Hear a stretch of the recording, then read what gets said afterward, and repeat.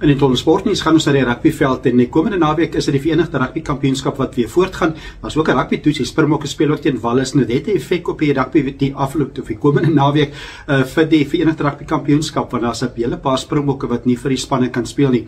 Die Stormers en die Bulls en die Sharks word veral erg getref. Daar's ook 2 spelers van die Lions wat nie kan speel nie. Daar's 'n groot wedstryd komende Saterdag. Dit is die Lions wat gaan al die pad na Pretoria. Hulle speel op Loftus Versveld teen die Bulls. En dan is dit die Stormers wat 'n wegwedstryd het teen Munster en die Sharks het ook 'n wegwedstryd teen die Ierse span dis Connacht. En dit is veral die Bulls wat erg getref is. Dit is spelers soos Rowan Orkee, Grobler die Hakker, ook Steenekamp die Stit en Marco van Staden in die flank wat nie beskikbaar is nie. Daar sprake dat Andrei Pollard moontlik beskikbaar wel kan wees. Maar ook die groot nuus is dat Kate Waliter is op geleen deur die Lions na die Bulls toe, net so in die vooraand van hierdie groot wedstryd. Dit is die wedstryd in Pretoria. Die Stormers ook wat 'n hele paar spelers mis. Dit lyk of Sasha van Beek, KwaZulu, ook dan Damien Willemse en Kobus Reinagh nie vir die Stormers sal kan speel of hulle gaan beslis nie vir hulle speel nie.